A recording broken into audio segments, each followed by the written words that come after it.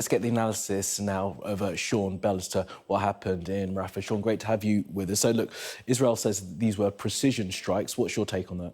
Yeah, good afternoon, Kamali.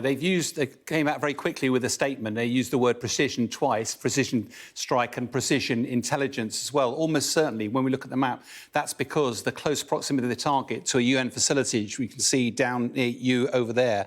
Now, the IDF claim that the tents up here were part of a Hamas headquarters, or at least a Hamas compound there. They're about 200 metres away from the UN facility, but the airstrike, when it did strike, obviously clearly destroyed a lot of these tents, and there's some pretty horrible footage associated with that. It's worth pointing out, Geneva Convention perspective, both sides have a legal responsibility to protect all the civilian population, even if those civilians are operating close to a legitimate military target, which might be the case in this case, in which case a rule of proportionality is applied to that. We come back to that later.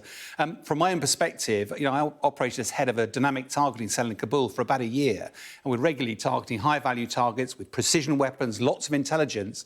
The one key figure, though, was your legal advisor next to you, and the number of times that he wouldn't let the attack be conducted because every feasible measure needs to be taken to try and protect the civilian population on the way. And on face value, the IDF have chosen to attack a target in a very densely populated area. Tents offer no protection whatsoever to a bomb, so we got a lot of casualties. I think the last numbers, we've got 45 killed, 23 of those apparently are women and children, and 249 wounded. And when you look at the scene there, those figures could well include. And the danger is here, it just reduces confidence in the international community about the way Israel's conducting this war. And just before I came on, the IDF have claimed the incident is being investigated, but the expectation that there weren't going to be any harm done to any non-involved civilians. Right, OK. So where does this go then next? Because, of course, while the Rafah operation has been suggested and forthcoming, we've heard the allies of Israel saying that they shouldn't do it. The IDF should not go in.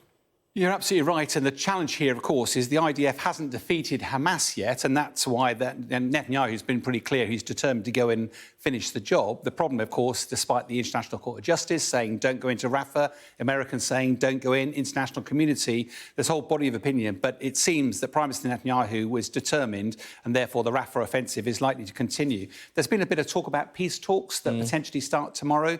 There may be some progress around hostages, but I have to say it's unlikely they're going to resolve the war itself. And even if the IDF did manage to complete its push through Rafah, would that have destroyed Hamas? Evidence suggests no. Hamas is popping up all over Gaza at the moment, causing all sorts of issues for the Israeli Defence Forces. They've clearly got the means and the intent to continue fighting. And as we've said many times, it's very unlikely there's a military solution to this. Almost certainly it'll need the international community to engage to bring this brutal war to an end. And Sean, a thought from you then on the proportionality and whether or not a military force going after its enemy can go after a high-value target, putting in danger the civilians around it. Yeah, proportionality is a judgment. It's not definitive. If you go about a higher value target, it is accepted there'll be fleeting opportunities and therefore a higher risk can be tolerated. But I have to say, in my military experience, when we target some pretty high value targets, there's nobody in Hamas leadership all the way to the top that would ever be able to legally justify that level of casualties we saw yesterday. Absolutely. All right, Sean Bell, really appreciate it as always. Thank you.